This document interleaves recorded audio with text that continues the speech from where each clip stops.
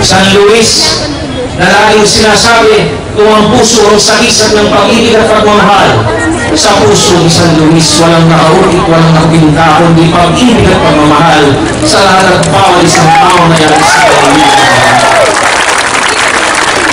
Kayo po, higit sa lahat, si Vice Governor Dichoso, napaka-palad ko po at dumating po siya dahil siya ay isa sa mga saksi na ang mga San Luis, sabi po, 33 taong naging gobernador ng lalawigan ng Laguna, ni isang pagkakataon na magsamantala po sa lalawigan ay hindi po naluwa dahil po sino man po ang umupong 33 taon na gobernador ngayon, palagay ko po pagkatapos ay napakayaman at malamang bilyonaryo po. Pero kayo po ay bukas na agad ang buhay ng mga San Luis. Nakita niyo po, simpleng bahay namin sa Mindoro Street, si Boy San Luis, simpleng tao, nakisama at nagmahal din. Si Engay San Luis, hindi po nagbigay o naglagay ng negosyo sa lalawigan ng Laguna dahil ang sabi ni Governor Feliciano San Luis noong araw, nung aming salat, gusto na namin bumili ng mga lupa sa First District. Ang sabi ng aking ama, hindi pwede, bawal kayong pumasok ng bubuksan po expressway sa San Pedro ng Calamba. Dahil nanatili po ang sinabi ng aking ama na kung ang negosyo at ang serbisyo publiko ay magsasama, mananaig ang disruptor sa lapi at matatalo ang pagnanais ng isang serbisyo publiko na makapagbigay ng tama at wagas na serbisyo sa lahat at bawat isang mamamayan sa lalawigan. Ngayon po, kayo ng negosyo na ako'y pumunta umalik sa lalawigan ng Laguna. Negosyo, hindi ko papasok sa akin kundi palabas sa mamamayan ng lalawigan ng Laguna. Ito po ang tinatawag na tapat, wagas at tunay na pagmamahal sa lahat at bawat. Hindi ko po nalintana, hindi ko nilarap ang sinasabi na kung malaman-laman dahil ang sabi ko namin ang kasayan ni Carlo, ang lakas at kapangyarihan ng isang namumuno ay hindi dapat ginagamit ang iin sa sino ang kalaban sa politika, bakos ginagamit sa tama, maayos na pabibigay ng serbisyong nanggagaling sa puso't ng dami. Ito po ang aking binigay. Hindi po ako tumingin ng kulay orange, kulay pula, kulay verde, kulay dilaw. Bakos, niyakap ko po ang lahat ng kulay dahil sa akin, ang kulay na dapat natin sindan ay ang kulay nating balat na Pilipino na dapat magmahal sa kapwa Pilipino. Ito po ang dapat maging kalabutunan o dapat natingnan natin sa mga susunod na saling lagi-lagi natin. Marami pong mayor, marami pong kagito, marami pong mga aspirante, mga konsihal, lahat ng mga politiko. Nakita niyo ang mga batang ito, ang ating ba mga problema na nakita na naman ay ibibigay pa natin sa kanila. Paulit-ulit.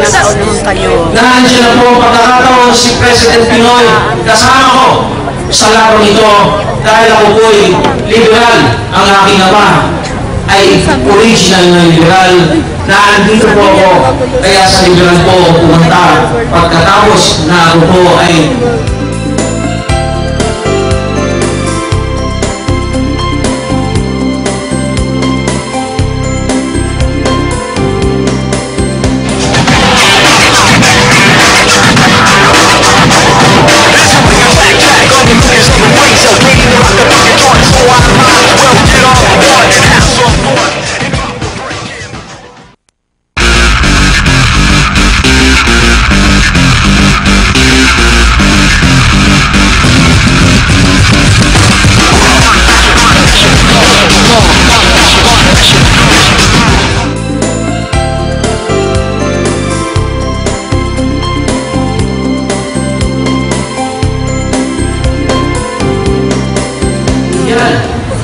sinyales kung saan po ako lalaban ngayong darating na halaman.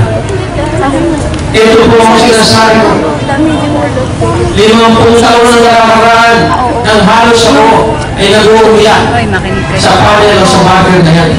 Naandun na po ang problema hanggang ngayon, naandito pa rin ang problema at gumagana. Bigyan po natin ng prinsipyo at konting dignidad, kung hindi man malaking dignidad, ang politika ng Pilipinas. Mga kababayan, ito po ang ipinakita sa isang panahing sa aking Governor Santa Luis. Halos 6 taon na ang nakakaraan. Nangako sabi ko, hindi na ako lalahok sa politika dahil ako'y masaya na sa aking pinagpapanahan. Pero isang gabi po, ako po'y binigyan ng isang panahingit ni Governor Santa Luis. At ako'y pinapagalitan at ang sabi niya, itayo mo ang pangalan ng Santa Luis. Nandito po ako ngayon, hindi po ako lalaban dahil sa politika lamang. Ipaglalaban ko po ang tama, matuwid na pagbibigay ng tunay na serbisyo, isang tradisyon ng tapat na paglilingkod, higit sa lahat, puso't damdamin, kaisipan, o buhay kong ibibigay dahil ang sinabi ng aking ama sa kanyang pangarap na translate ang impossible dream. Kung buhay man ang kailangan, iaalay po ng mga San Luis para sa tunay na pagbabago at higit sa lahat, pagbabagong ibigay sa susunod na saling-lahi na ating bayan. Sa inyo mga lahat, lalo po sa ating mga kasamahan sa politika, pakatandaan niyo lang po, ang ating naging problema o suliranin sa mga nakikita natin kasi payuhan na ating minaanan ay ang sobrang pamumulitan. Bigyan natin ng daan ang tunay na serbisyong ating susumpaan kung tayo mananalo. Naibibigyan natin ng tama, makarungan at higit sa lahat ang tunay na pagpamahal sa ating sambahan. Tingnan natin ang susunod na henerasyon ng Pilipino, hindi po ang susunod na eleksyon ng bawat isa sa atin na ang tinitingnan ay kung anong makukuhang boto. Tingnan natin kung ano ang makukuha natin sa ating mga kababayan para maibigay ang tama at gustong asal ng bawat isa na ito ang nagbigay ng mga problema na ngayon ay humihitil sa ating progreso. Alam po ninyo, 12 milyong Pilipino ngayon ang nasa abroad. Pero po sa ika-3 distrito, ang lakas natin ay agrikultura. Bakit po hindi nabigyan ng pansin ang ika-3 distrito? Dahil po, noon, marami pong konsiderasyon na una ang botong makukuha. Dito po, pinakita ko sa ika-4 na distrito, sa bayan lalo na sa Tamaria na nandito po.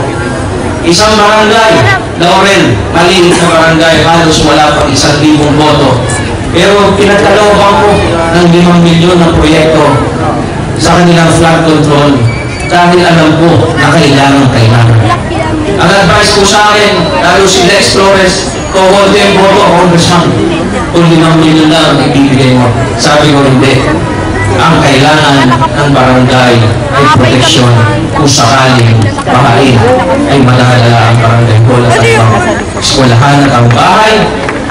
Binigyan ko po ng 5 milyon na flood control yun kahit po konti ang boto. Tama po, kung nag-undoy at Santi, nandiyan po ang kapitan siguro ng barangay Laurel na magpapatunay na hindi ko tinignan at hindi sa lahat. Kalaban ko po si Kapitan Rivara na unang laban pero hindi ko tinignan kung siya'y kalaban o kampel at tinignan ko po ay proyekto ibigay. Ang isang tinandaan ko kay Governor San Luis, ang sinabi ko kanya sa kanina, ang bigalo ko kanya, na ang lakas ng kapangyarihan ng isang namumuno kailanman ay hindi dapat gamitin sa pagiging